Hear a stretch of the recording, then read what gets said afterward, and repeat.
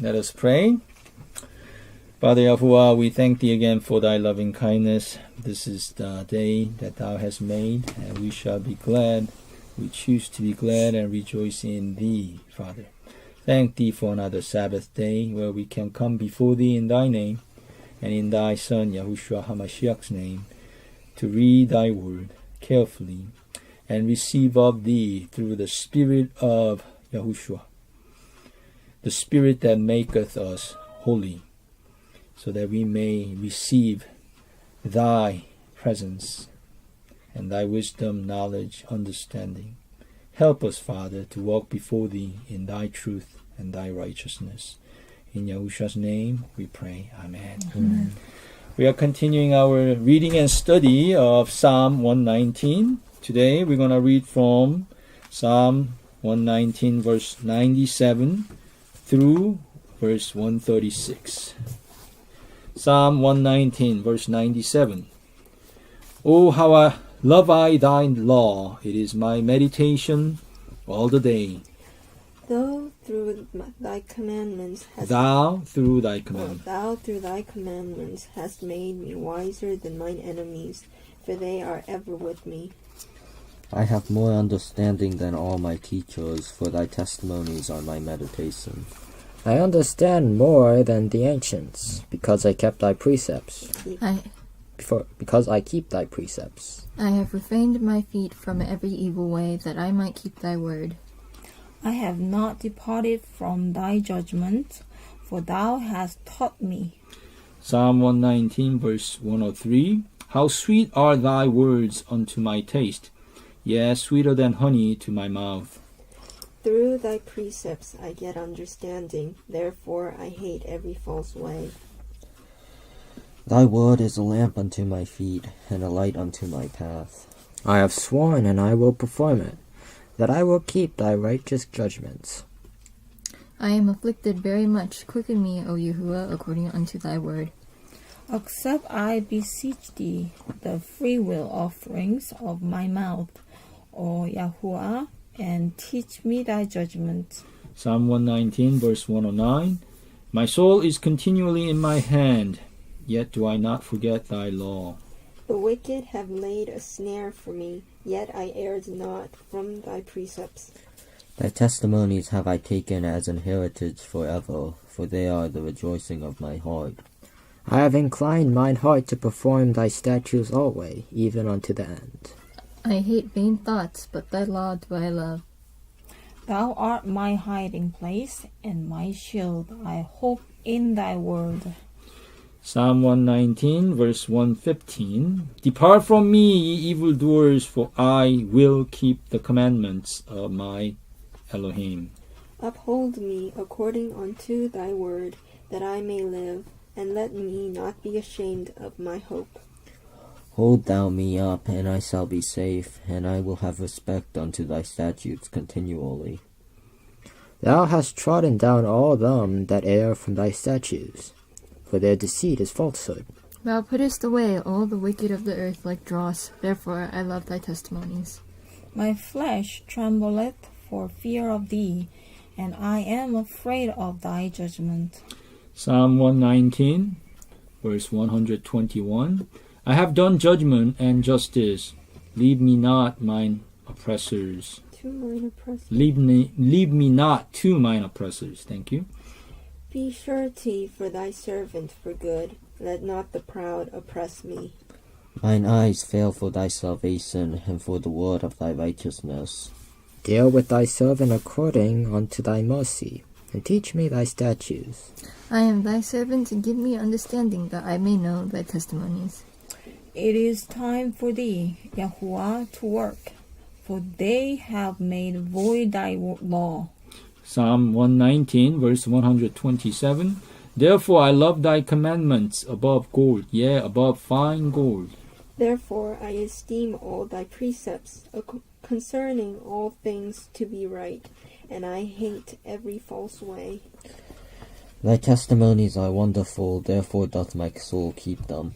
The entrance of thy words giveth light, it giveth understanding unto the simple. I opened my mouth and panted.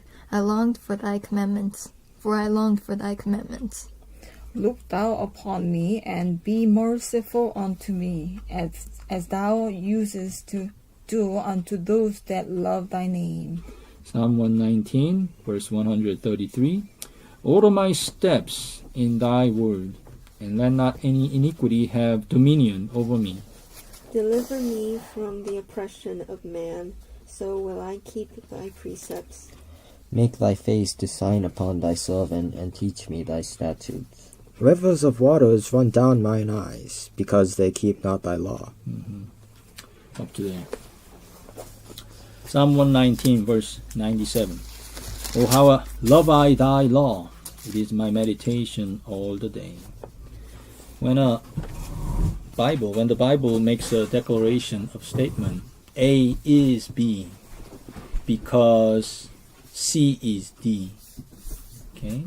That format, that pattern. It's easy to fall into the trap of thinking A is B only because C is D. In other words, if C was not D, then A cannot be B, which is completely logical. But that's not complete. It's not complete understanding of Yahuwah's word. Because when we do that, we fall in trap of following the dimensionality of this existence. In other words, the posterity cannot exist unless there's ancestor, and unless there is Progenitor. a progenitor who comes before. So they fall into this pattern of, is it chicken or is it the egg? The proper answer to that in true spiritual understanding is, it's yes. It's whatever Yahuwah started. Now, as we study the passages of Psalm 119, it falls into that category. Every verse states something, and then there's something else stated about the law or precept independently, and they are connected. Look at verse 97, for example. I try to illustrate this point using this verse as example. Oh, how love I thy law! How much do I love Yahuwah's law? Because it is my meditation all the day. Seemingly, one is causality of the other. But the more you study, the more you meditate, that's not the case. It could be the other way too. The reason why I love Yahuwah's law is because I meditate all the day. Yeah, that makes sense. But because I meditate Yahuwah's law all the day, I love Yahuwah's law. That's true too. You understand?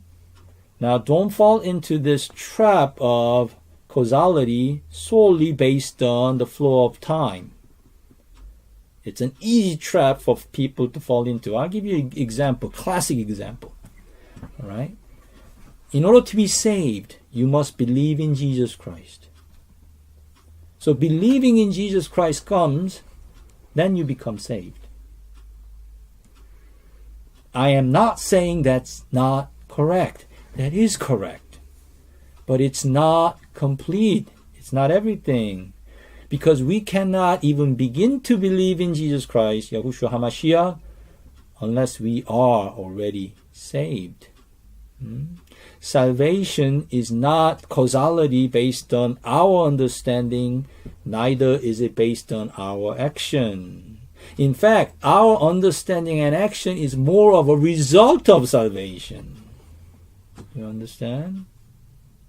And this is most easily demonstrated in the things that is matter of life. When a mother gives birth to a child, okay, think about it. Is the child born, okay, and become a baby because mother gave birth to a child? Yes, of course it is. But is it everything? Is it complete? No. If the baby was not born, the mother would not have been able to give birth. You understand? So the fact that the mother gives birth and the baby is born is one in the same. It has to be. In other words, you cannot separate the causality, okay, from what it is. Because what it is includes the causality. See, when baby is born, mother already gave birth. It's not like one came after another, right? In order to arbitrarily separate what caused what is exercise in futility. We shouldn't do that. Baby is born and mother gave birth. That's one in the same. One in the same. So, oh, how love I thy law, and my meditation all the day is one in the same. It's almost like looking at the hand from the both sides, dorsal and palm, right? Front and back. It's one in the same. Here lies the kick. Here lies the catch. If you do not meditate Yahuwah's word all the day, can you really say you love his law? No. If baby is not born, how can you say that the mother gave birth to a baby? You cannot have one without the other. You see? Don't fall into that trap either. Trying to separate something from its cause is a moot point. I just demonstrated that. But also trying to get something without the other part is a moot point too. That's ignorance. So watch yourself. Do you really meditate Yahuwah's word all the day or not? Sadly, many people in this world, the last thing they think about is Yahuwah's word, Yahuwah's perspective, Yahuwah's will, all through their lives. Yet, they say, I love God. God loves me and I love God. I love Jesus. So what do they end up becoming? Their lips becoming ringing, crashing cymbals, right? Hypocrite. And you see that kind of pattern continuing throughout the Psalm 119. Let's look at the next verse, 98. Thou, through thy commandments, hast made me wiser than my enemies. For means because they are ever with me.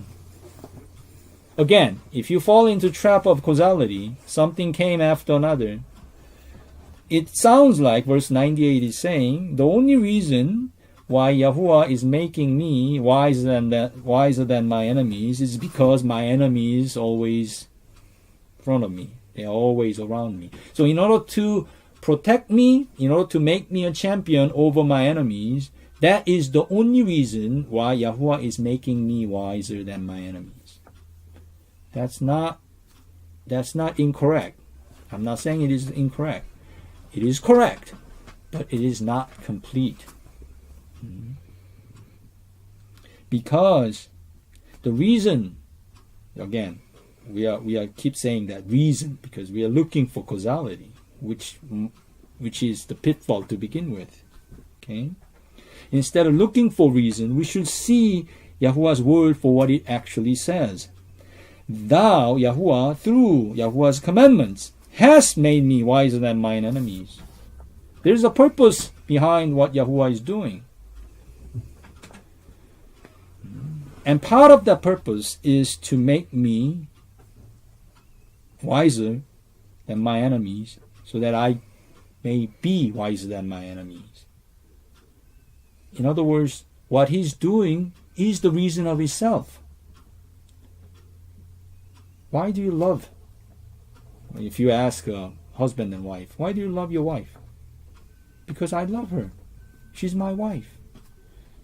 Husband might say that, and then wife might say, why do you love your husband? Because he's my husband.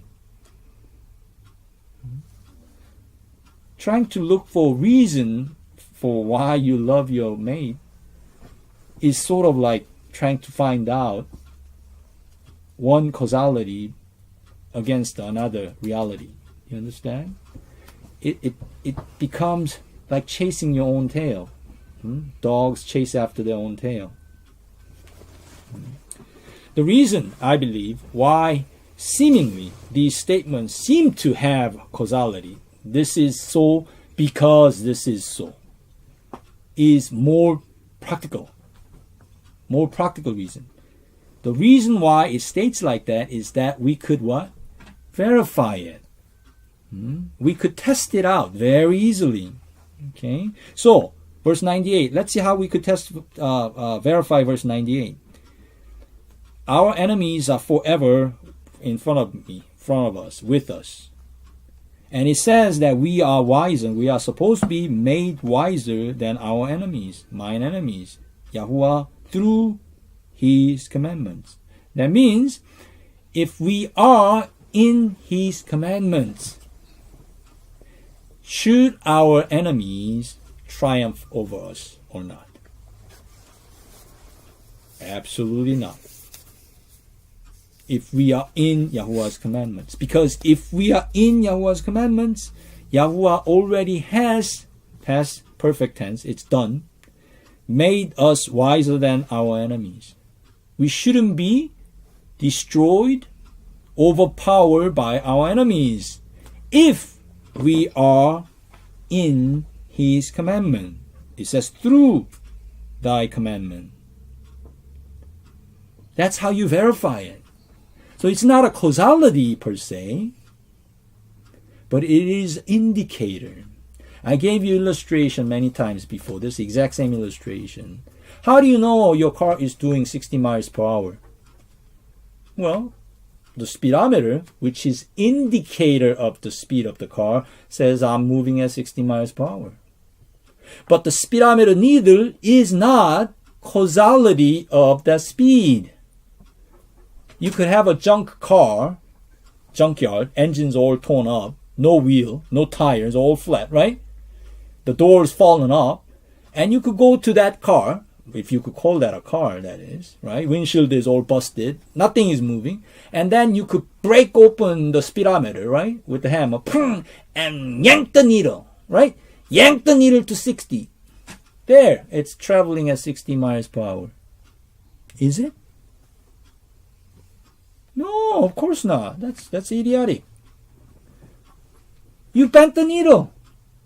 It says 60 miles per hour, but it has no bearing on the reality whether that car, well, that hunk of metal is moving at 60 miles per hour or not. You understand what I'm trying to tell you? Do not confuse the causality, the cause for the action, to the evidence of it. It's not the same thing. So if I denounce that, for example, okay,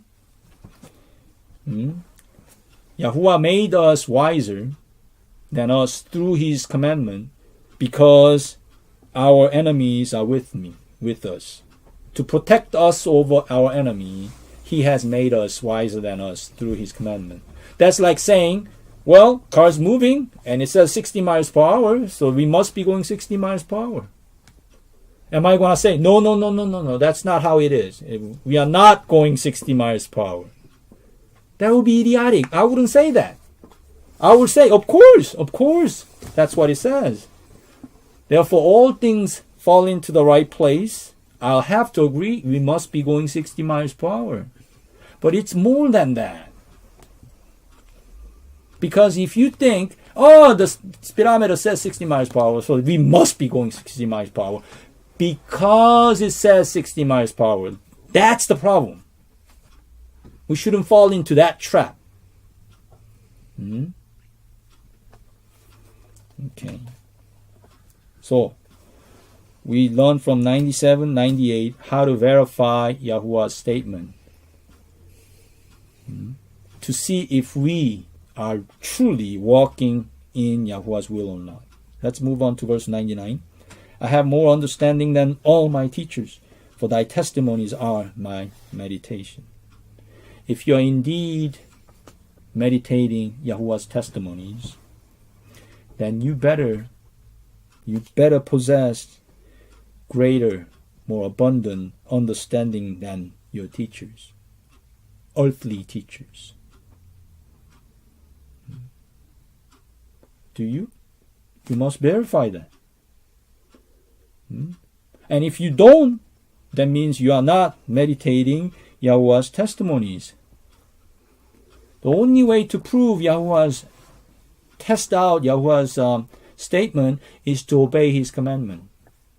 Obey and see if it comes to pass. That's the only time. You cannot do what's known as a false negative. Oh, I didn't do it, so it didn't work. Therefore, it's not verifiable. That doesn't give you any benefit. It doesn't give you any edge over whether something is or something is not. You have to have a positive. And you shouldn't depend on false positive. False positive will be example of that speedometer needle is bent to 60. So it looks like it's going 60, but it's false positive. You see? You got to have a proper positive confirmation. And the only way that can be done is you obey his commandment and wait for what he promised. All these are his promises. Let's look at verse 100. I understand more than the ancients because I keep Yahuwah's precepts. If I truly keep Yahuwah's precepts, what should be the result of my understanding? Level of understanding. More than the ancients, right? That's the problem with the humanity. They keep repeating the folly of the ancient over and over again. They keep repeating the mistakes of their forefathers over and over again. They never learn the true lesson. Oh yeah, the external technical application of things, they change. They used to ride a horse, then they used to ride a bicycle, motorcycle, cars, and then now they fly an airplane. Those things change. But the fact that they are moving from one place to another hasn't changed. The principle hasn't changed. And if they never learn why they were moving from one position to another, what was driving them, what was motivating them, what was tricking them, then they will forever repeat that folly. Only do it in a different way, right? Verse 101, I have refrained my feet from every evil way that I might keep Yahuwah's word. So, the only way to keep Yahuwah's word is to refrain the evil way with my feet. To not take action. So it goes hand in hand. Again, it's not a causality of one or another. Okay? In other words, I'm not saying, the Bible is not saying that in order to keep Yahuwah's word, you have to keep your feet away from every evil way. No, it's mutually supporting one another. In order to not to take your feet into evil way, you also must to keep Yahuwah's word. Which comes first, chicken or the egg? Do not separate one from another. It's not a cause of one to another. You see? Verse 102, I have not departed from thy judgments, for thou hast taught me. You want to be taught of by Yahuwah, the eternal Elohim himself, then you have to remain in his judgments. If you go away from his judgments, another word, his word, he cannot teach you. He could only teach you inside of his judgment. This is verified. It's been said again as a second witness, actually third, fourth, many witness. Yahushua said, Holy Spirit, the Comforter, is going to come because I'm going to send him. Father's going to send him. And whatever that I have taught you in my Father's word, he's going to what? Make you remember. He's going to remind you. That's exactly what it is. How do you get taught of Yahuwah? Through what? Through the Spirit of Yahuwah. Based on the text of the word of Yahuwah. Verse 103. How sweet are thy words unto my taste, yes, sweeter than honey to my mouth. Through thy precepts I get understanding, therefore I hate every false way. Do you have hatred for false way? Or you don't care about false ways? Watch yourself.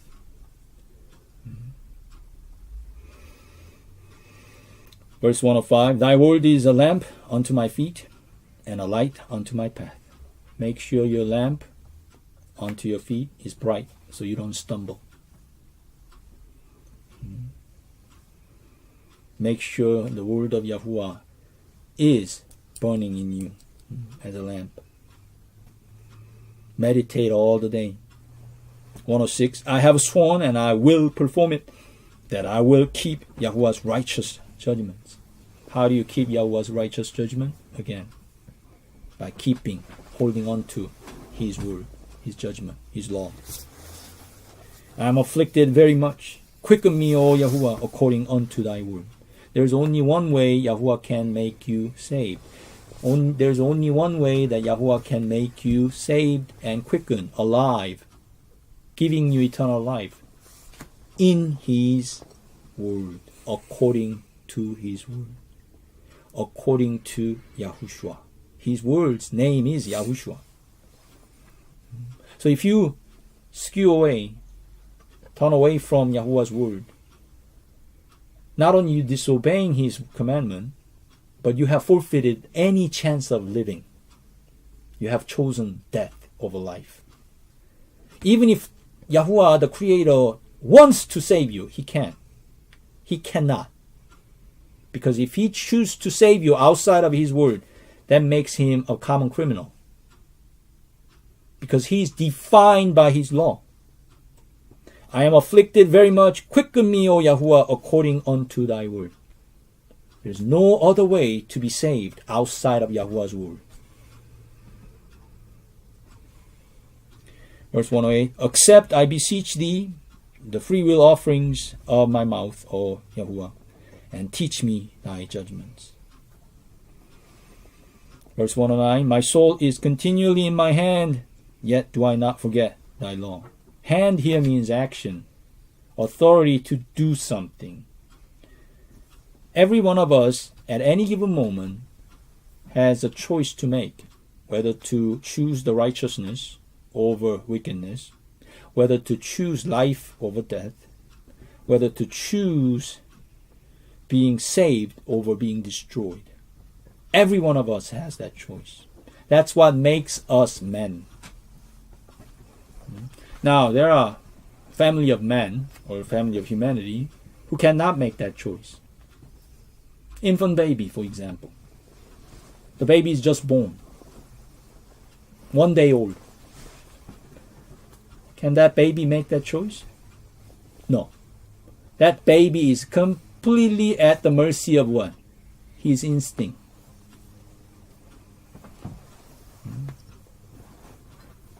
This is why the baby baptism, okay, that so many churches do.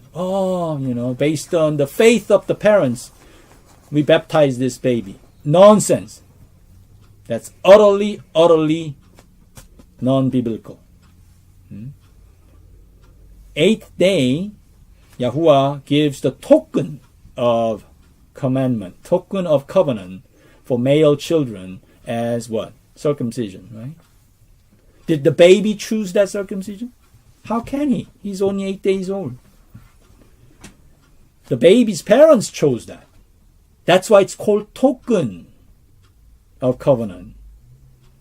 It's not the fulfillment of the covenant. The fulfillment of the covenant comes much later. So the baptism process, that ceremonial event of being dunked in the water, has to be done by your choice. That's what verse 109 is telling you. My soul is continually in my hand. I get to choose how I live today.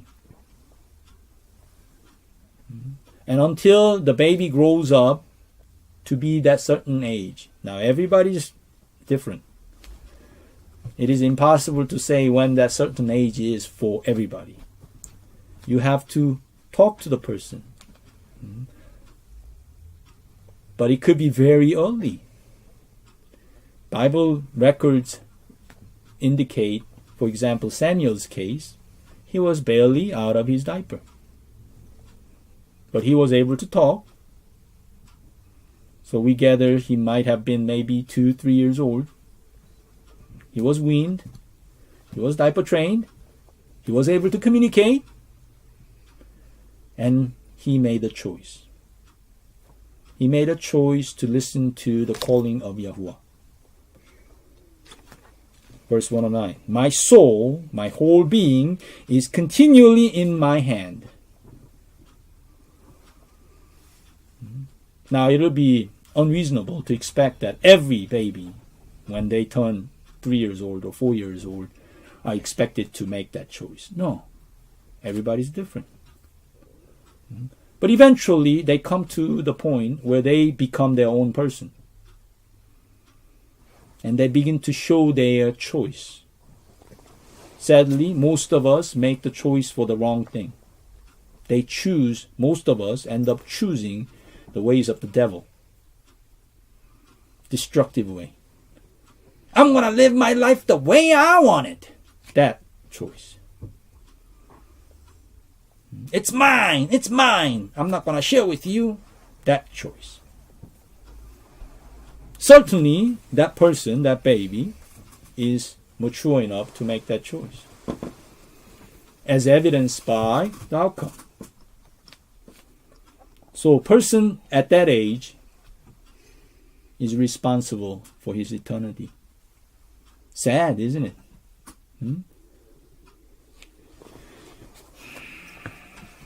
This is why I'm recommending all of you to make sure that your children, our children, learn to meditate Yahuwah's word as early as possible.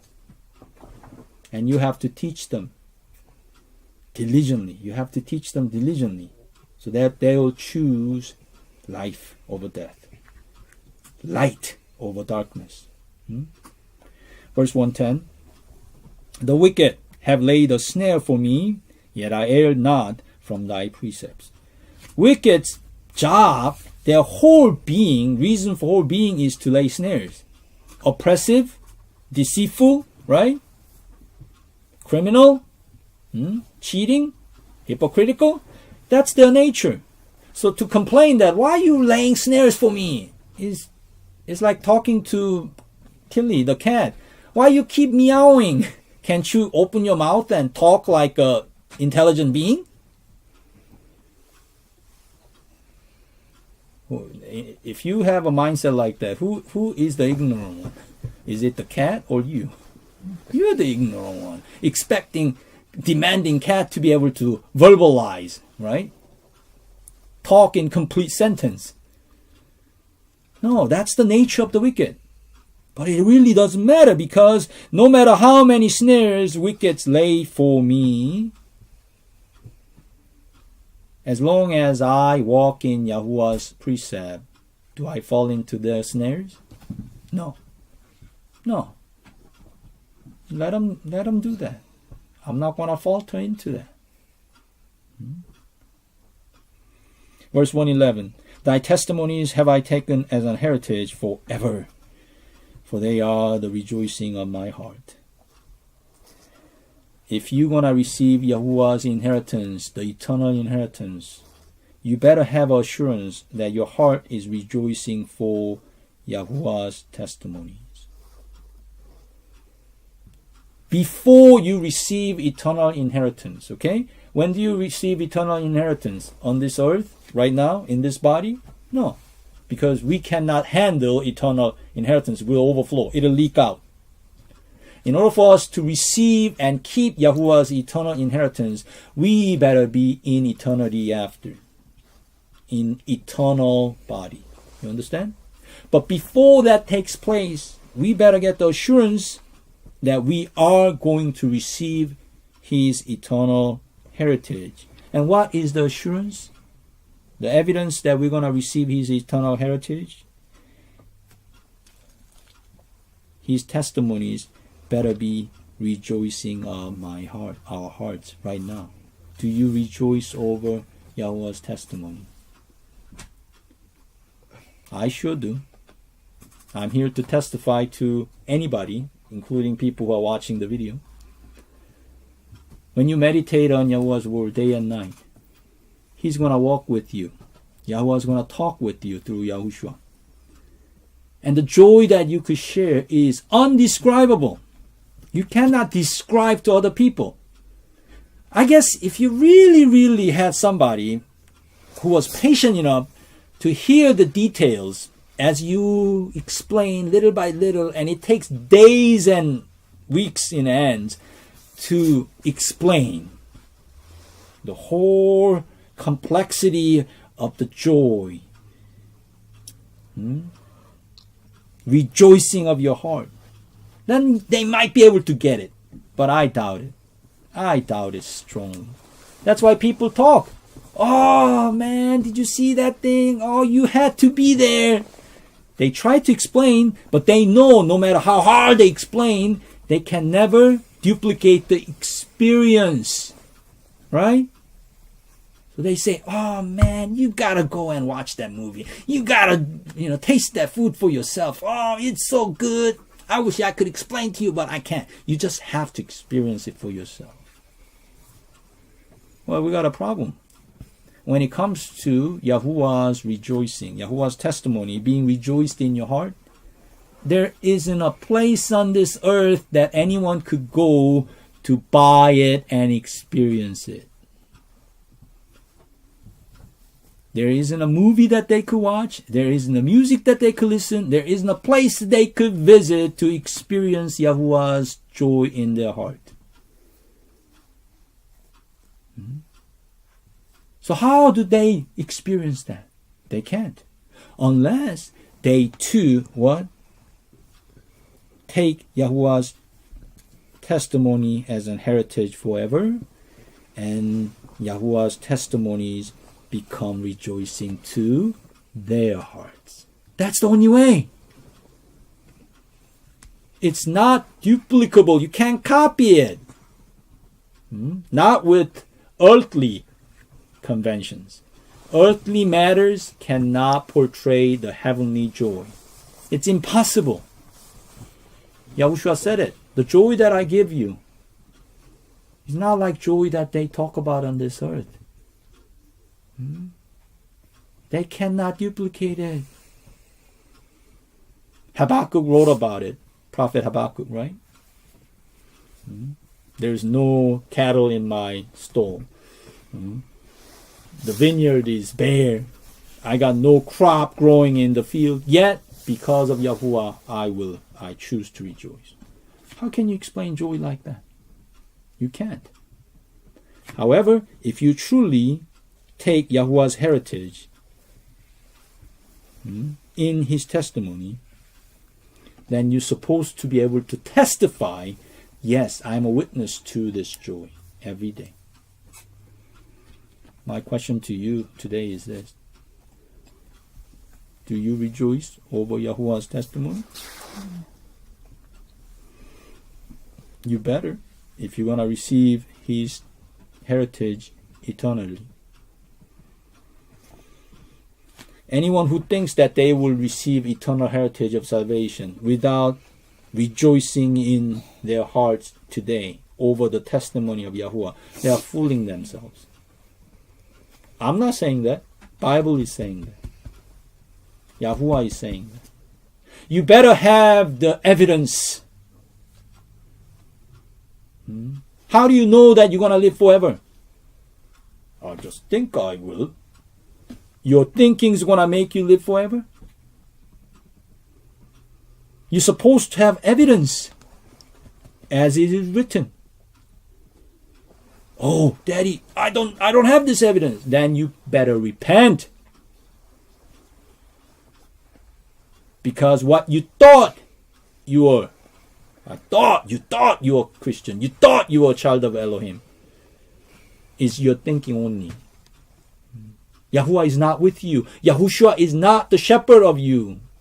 Because if he was, you too will also rejoice in his testimony right now in your heart. Let's continue with the verse 112. I have inclined my heart to perform Yahuwah's statutes always, even unto the end. Again, where does that determination to carry on to carry on with Yahuwah's commandment. It comes from His judgment. It comes from His word. The power to endure comes from Him. We just show it as evidence. We reflect it. We don't create it. We don't have a power to perform. But we better confirm. You better confirm that whether you do have a power to perform or not. Otherwise, you're going to fool yourself thinking that I bent this speedometer needle to 60 miles per hour, so I better be going 60 miles per hour. Religious freak.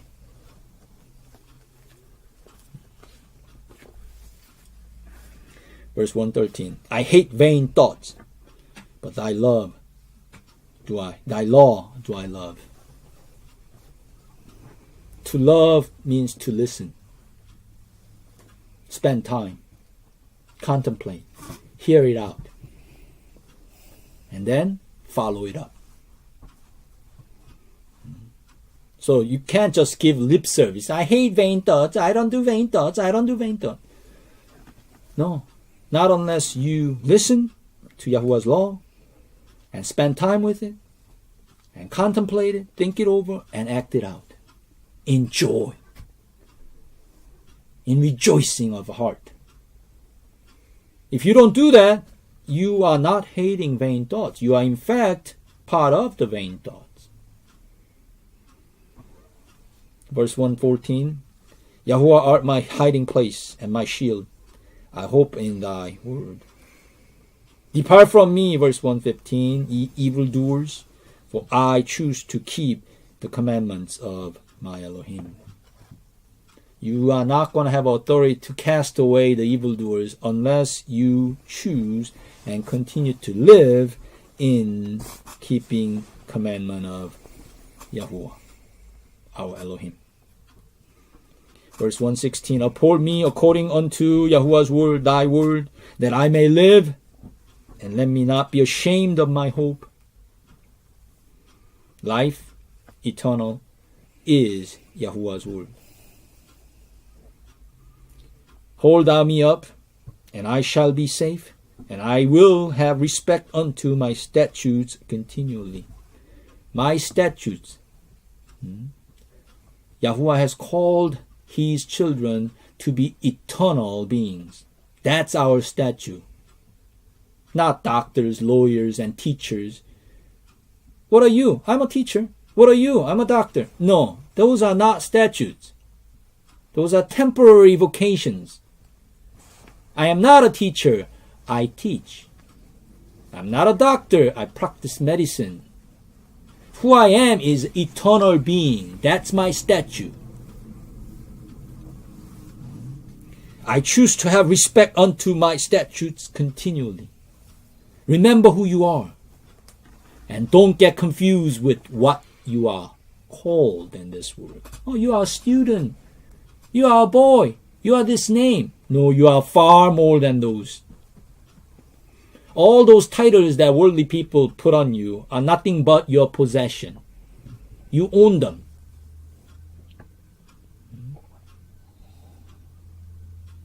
If you are no greater than your possession, you're not much to speak of.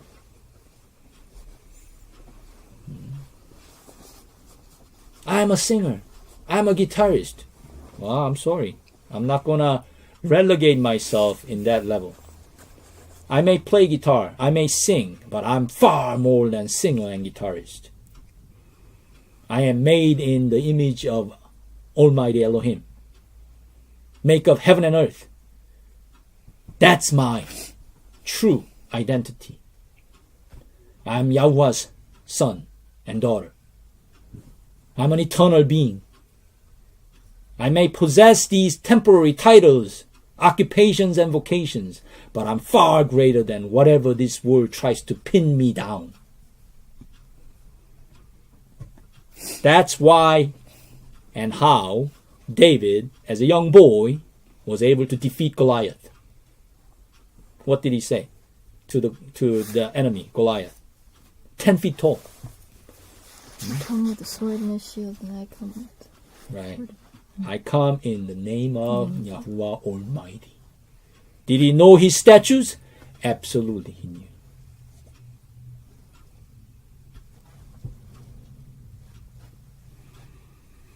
Let me read 1:17 again. Hold thou me up, and I shall be safe, and I will have respect unto thy statutes continually. So the word statutes is using, right, your statue, like statue. It's not a coincidence. Okay? What is your status? Right? What is your statute? What do you say you are? Who do you say you are? Verse 118. Thou hast trodden down all them that err from thy statutes, for their deceit is falsehood. Whatever Yahuwah says, that's who you are. Remember that. I have loved thee. I called thee from before the foundation of the world to set thee as my child. That's who I am. That's my status. I don't want to follow the deceit of this worldly err from Yahuwah's statutes. What Yahuwah says, they deny it. You're not a child of Elohim. God doesn't exist. Those are just the figment of imagination of man. We have something called science. We don't need God.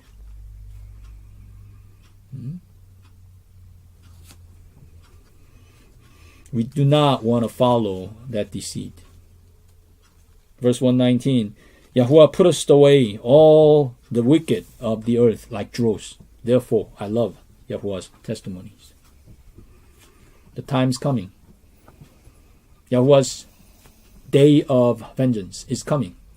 Yahushua's return is shortly approaching. It's not going to be that long. It's mathematically impossible. You cannot pile on debt on top of debt while the interest rate is going up and expect the economy to continue the way it has for the last 43, 44 years. No, it's going to tumble down. People who thought they had wealth, they're going to realize their wealth is cankered. Their gold and silver is cankered. Rotten. Useless. And a loaf of bread, people have to work all day to get a loaf of bread. 3 loaves of barley bread for a day's worth. Hyperinflation is coming.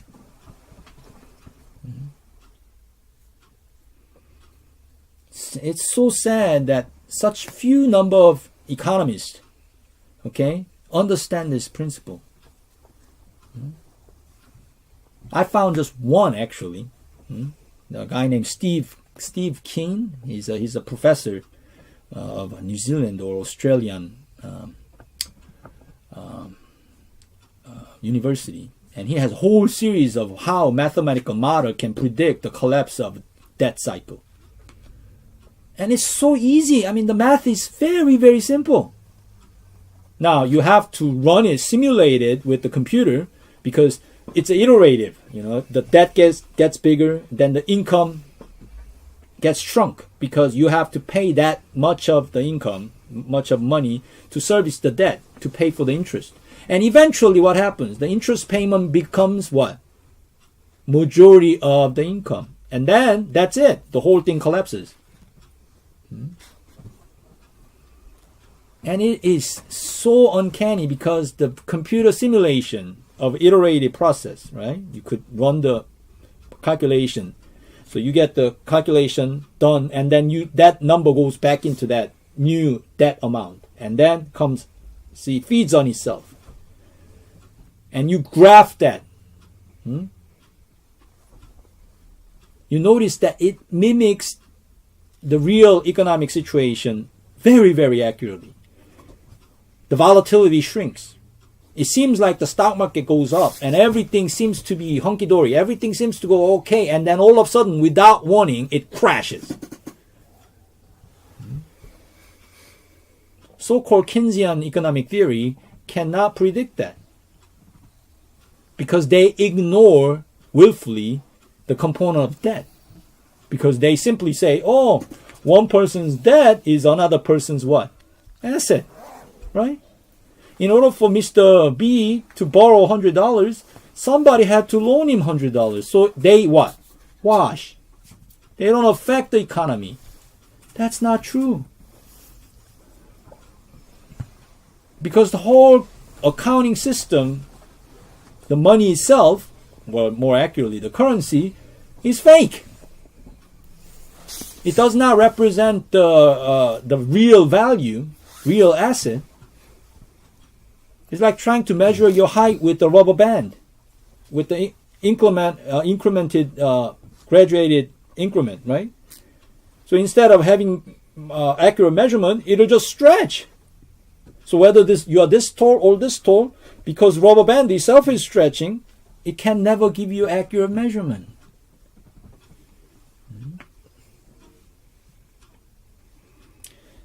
Yahuwah putteth away all the wicked of the earth like dross, worthless, useless. Therefore I love Yahuwah's testimonies. Every 50 years, we are instructed to forget and forgive debt. But Dad, that means those debtors who borrowed and bought the house, they get to keep the house for free. Yes, they will. But that's better than killing each other. People who borrowed and went to vacation, now they don't have to pay back. Sure, they enjoyed the vacation. They got something for nothing, at least it seems that way. So they got the house for free. They borrowed 30 years of mortgage and the mortgage has been paid off. Oh, that's unfair. No, it's not unfair. But it's the least of the wicked, least of the evil. It's better than killing billions of people. And besides, if they get house for free, what are they going to do? What do you think they will do with the monthly income that they've been using to pay the mortgage payment? What do you think they will do? Buy something else. It'll actually rejuvenate the economy. It'll make everybody more affluent. Yes, it'll take some pain, short-term pain. People who loan the money for the other person to buy the house, yeah, they'll lose their investment, disappear. But people, personal wealth is not much that much. Because all the debt came from what? Nothing. Almost all of the debt came from figment of imagination. It came from the computer digit. Sadly, I have realistic expectation. Now, I'm going on tape here, right? So anybody could verify it. I have a sad, realistic expectation based on the historical norm of humanity. They have never, ever discharged debt. Never. Individually, some did, but not as a collective. That's why there are wars continually. People are killing. And this time around, I don't think it's going to get any better because the Bible doesn't talk about it. I don't read anywhere that they somehow repented as a group, like the city of Nineveh did. 120,000 people repented at the warning of Prophet Jonah. I don't see that written anywhere in the Bible. Therefore, I expect they're not going to listen to the warning of debt discharging. And they're going to continue to go on. And the economy will crash. And people will suffer a great deal. And they will scream bloody murder and war. It's because China's fault. It's because America's fault. It's because of European. They all hate each other. It's Russia's fault. And they'll all mobilize and send their young people to war.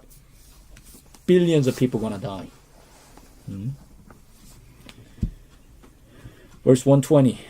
Let's continue, please. My flesh trembleth for fear of Yahuwah, and I am afraid of Yahuwah's judgments. This is part of Yahuwah's judgment. How the World War III is coming. Maybe it already started. We just don't realize it. 121. Psalm 119 verse 121. I have done judgment and justice. Lead me not to mine oppressors. The whole worldly system is oppressive in nature. They cheat, steal. How do you know advertisers are lying? Their lips are moving. If they were not lying, they wouldn't need to advertise. I know I'm going to step on a lot of people's toes. I estimate, this is just a pure estimate, rough guesswork. I say about 95% of vocations on this world are needless, worthless, like lawyers, most of the doctors, advertising agencies, okay? Stock markets, all right? All kinds of financing companies, banks. We still need farmers, engineers, people who build something real. But those kind of vocations are very few. And we really don't need that much real stuff to live. We do not need to rape the environment and dig all these natural resources, produce all these widgets and gadgets to sell it to millions and millions of people. We don't need to do that. But they do it because it is oppressive, robbing Peter to pay Paul. And the only way to stay the heck away from our oppressors is to do judgment and justice. I'm going on the record again, okay? Every time this video records, I have no idea who's going to watch this. Frankly, I don't really care. Because only those who have a hearing ear to hear, they will hear. All right? The scoffers, mockers, they're going to mock at me. And that's fine, because that's their nature. Let them continue to do so. I told many times that it is my sincere desire to walk in judgment and justice wholeheartedly, that I live outside of monetary system. I want nothing, zero money to be able to live. I notice I didn't say I don't want zero food. That would be foolhardy, right? Because I need physical eating, right? Meat, sustenance, and clothing to put on. Yahuwah knows we need these things. But the monetary system is not required for us to have these things. Do you understand? Certainly not this perverted way where they print, the central banks and these special elite who control the banking system gets to print something out of thin air. And the rest of the people, like slaves, they have to work, break their back to pay that. And they can never repay. Because the interest money to repay the interest is never created. So they are always dollar late, a day late, and dollar short.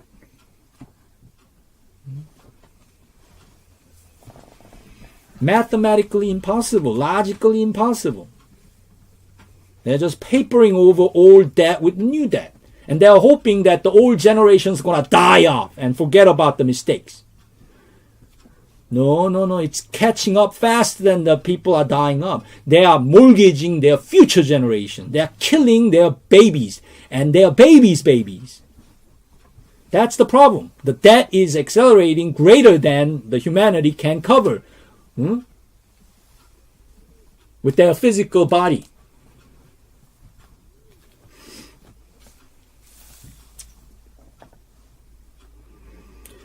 Look at the next verse, verse 122. Be surety for thy servant for good, let not the proud oppress me. Whenever you see word oppress here, chances are very good. It must have economical component, monetary component, slavery, indenture, indebtedness, borrowing, getting in debt. It's all included there. And look at the word surety. What is a surety? It's a guarantee to pay. Ability to pay. Be surety for Yahuwah's servant for good. Forever. For eternity. Let not the proud enslave me. Get me into debt. Do you understand that? In modern connotation, that would be stronger. Instead of saying, let not the proud oppress me, if we hear, let not the bankers indebt us, get us into debt that we could never, ever repay.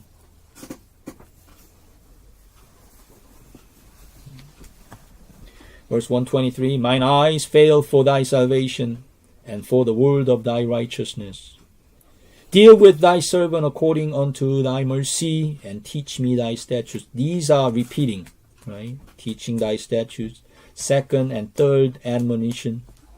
So that no one can say, oh, I didn't know Yahuwah was serious about these things, you know. I didn't know what he meant was treating others the way you treat yourself was don't get people into debt. I didn't know that. I didn't know that treating each other with the brotherly love is not killing them in the battlefront. I didn't know that. No, it's not excusable because Yahuwah repeats over and over and over again.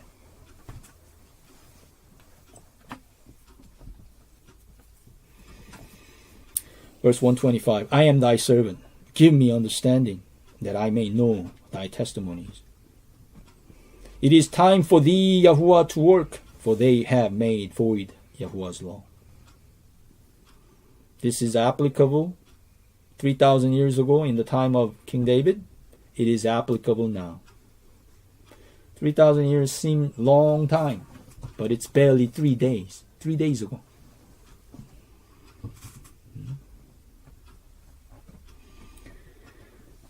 Verse 127, therefore I love thy commandments above gold, yea, above fine gold. Now gold is honest money.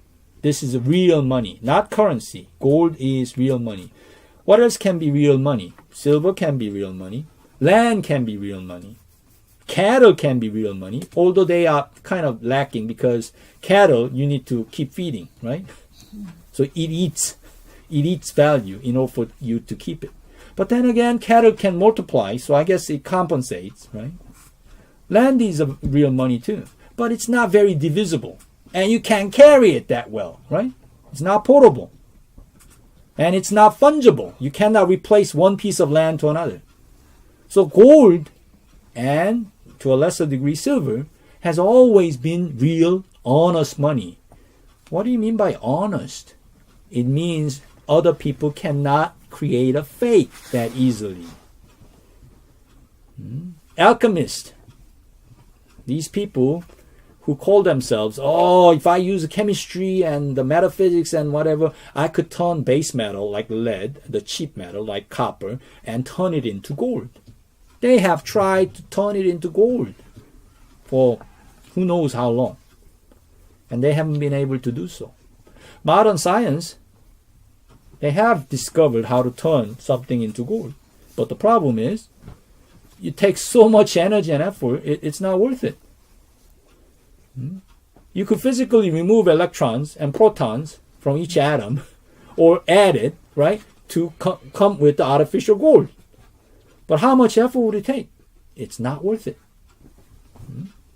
So the gold here being compared, I love Yahuwah's commandments above gold, yea, above fine gold, is the real form of money. But you're supposed to love Yahuwah's commandment far above gold. I got no qualms or no desire for these currencies, paper currencies, unless I could take paper currencies and turn it into something that is more permanent, right? But why would I bother to do that when Yahuwah is already guaranteeing that He's going to take care of me if I obey His commandments?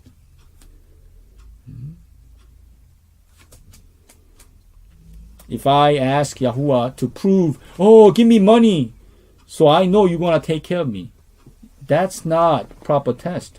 Because what I'm truly saying in that case is that I don't trust Yahuwah. I don't trust the giver. I have to have a gift, right? Do you understand what I'm trying to tell you?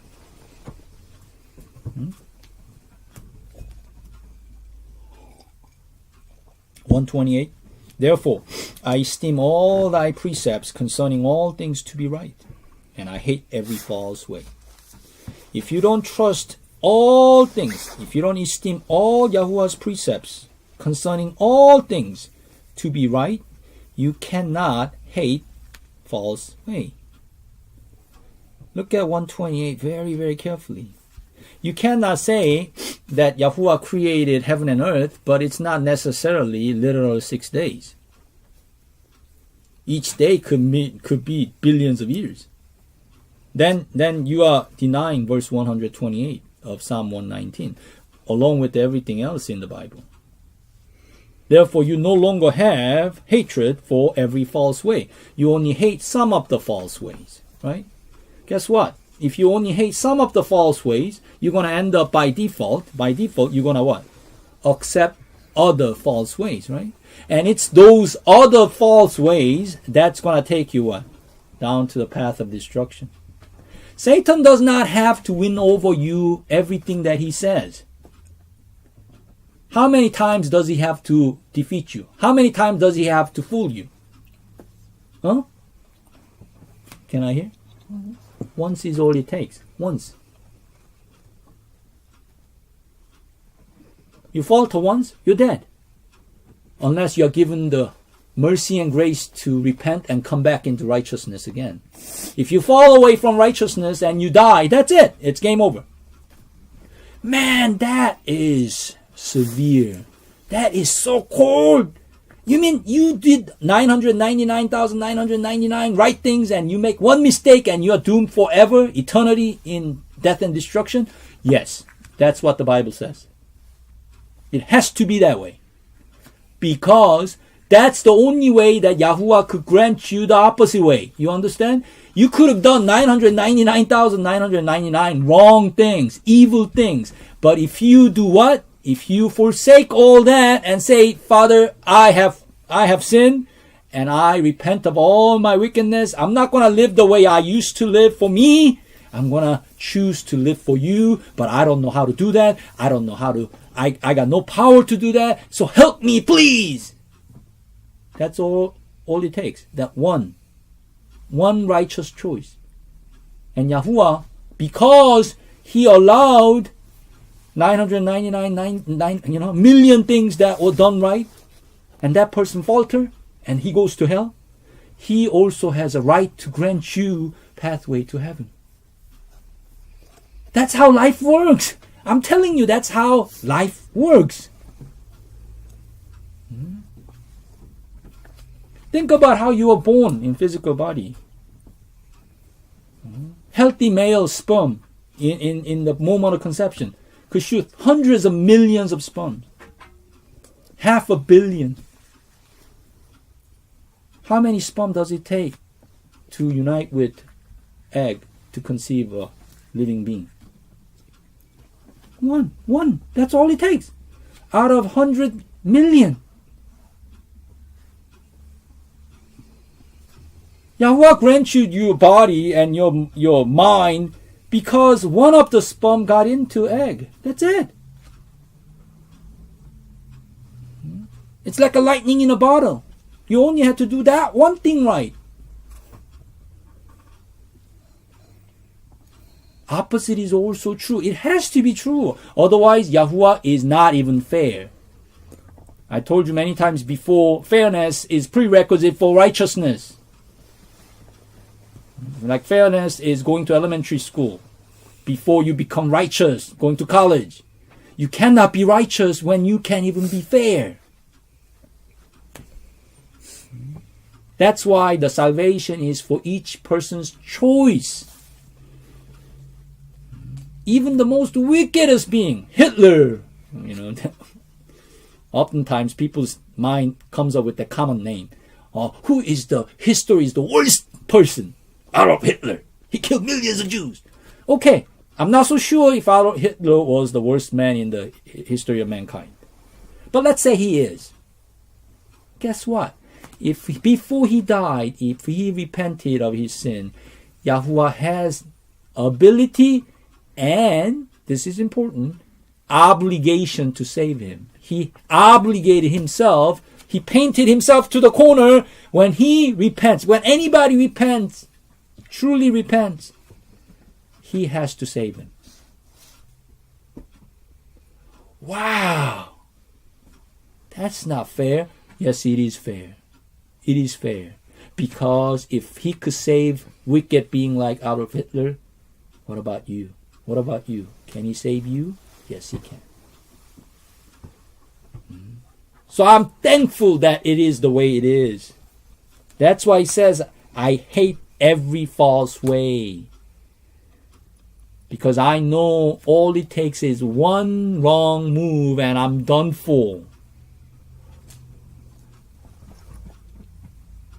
It has to cut both ways. Everybody, be careful. Sin is not something that you play around with.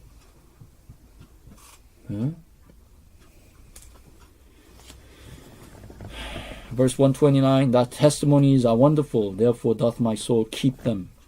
Verse 130, the entrance of thy words giveth light. It giveth understanding unto the simple. These all add on to that dimension, right? Extra light to the principle of salvation, how we are saved. No wonder Yahushua called salvation narrow gate, very narrow path. There's only one path to salvation. Denying of oneself. I can save myself. I cannot. It's impossible. There's nothing that is good in and of me. All my thoughts are wicked because it's selfish and oppressive. Given the opportunity, I'll do no better than Hitler. I'll probably be far worse.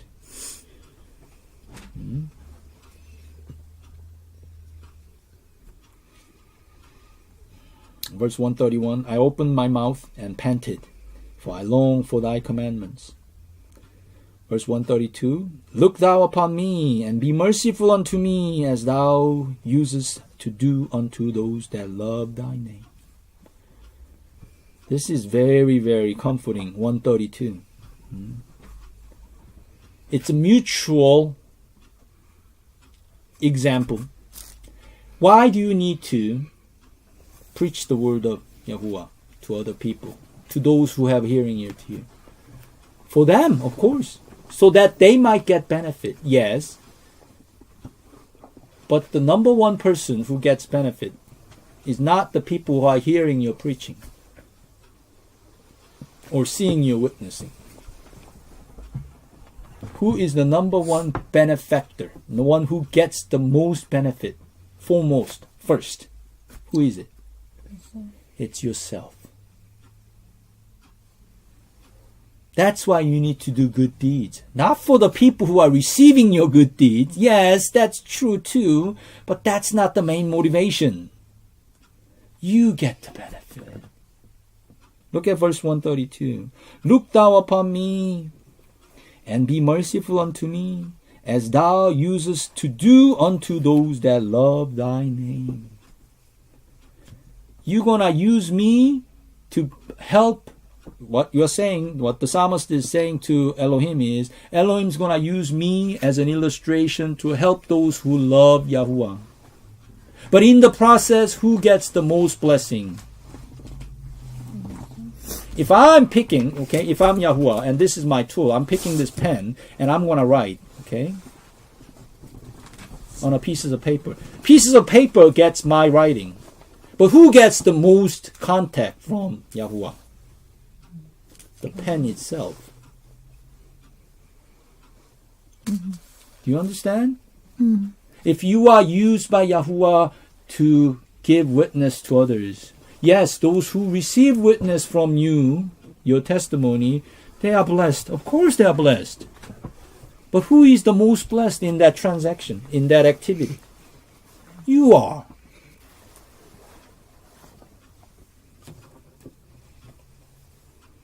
Verse 133, order my steps in thy word, and let not any iniquity have dominion over me. 134, deliver me from the oppression of man, so will I keep Yahuwah's precepts. Remember that oppression I told you, right? Deliver me from the oppression of man, so will I keep thy precepts.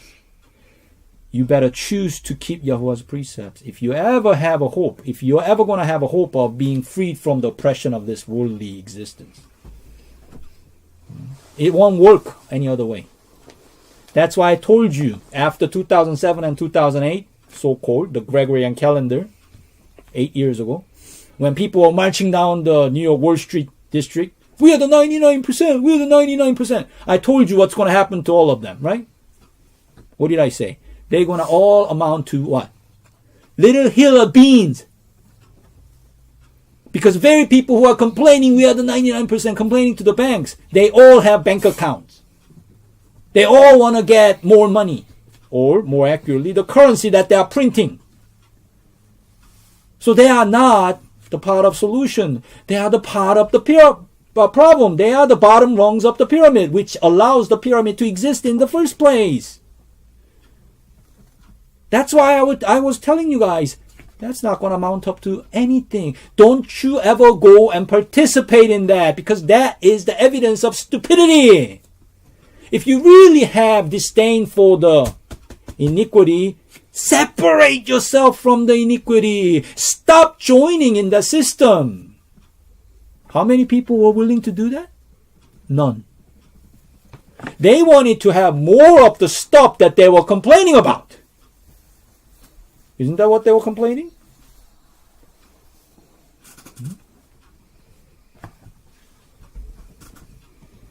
Again, they were not saying Psalm 119, 134. If they had said, deliver me from the oppression of man, so I can keep Yahuwah's precepts, Yahuwah might have honored that request. But that's not what they were asking. They were not asking for deliverance from the oppression. They wanted to be the oppressor. You see? They didn't want to stop the oppressing process. They just want to take the turn to oppress those who are underneath them. Although they were complaining to those 1% sitting on top, they were complaining because they didn't get to share what they had. Oh, let me climb up to the top of the pyramid. Never mind all those stones that are underneath me. Let me press them down.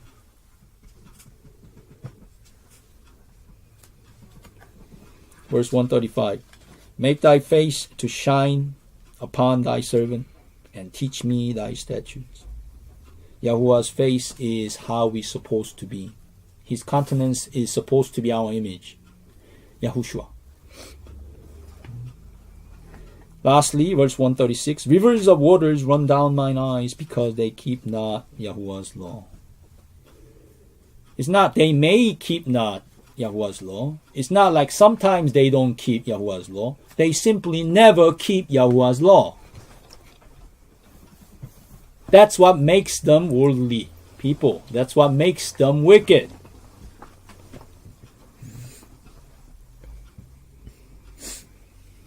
And we're supposed to go and be a part of them?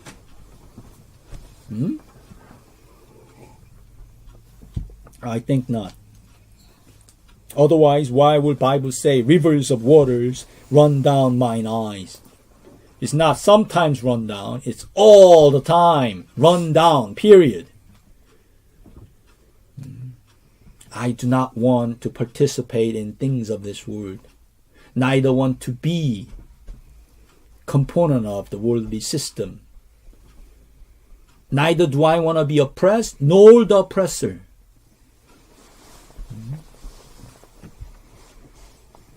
Let us pray. Father Yahuwah, we thank Thee for Thy word that never changes. Yahushua HaMashiach, same yesterday, today, and forever. The word of Yahuwah Elohim shall endure forever and ever. Help us, Father, to walk before Thee in Thy truth, in Thy righteousness every day. Let these statements that we read and studied be daily occurrence, the evidence that we supposed to look for and verify each and every day. Fill us with Thy Spirit so that we may have the authority and power to to bear much fruit unto thee, Father. Help us to be set aside from the oppressive and oppressiveness of this world. We may be physically in this world, but we are not anymore of this world, Father. Grant us thy wisdom, thy power, thy authority in all that we are. In Yahushua's name we pray. Amen. Amen.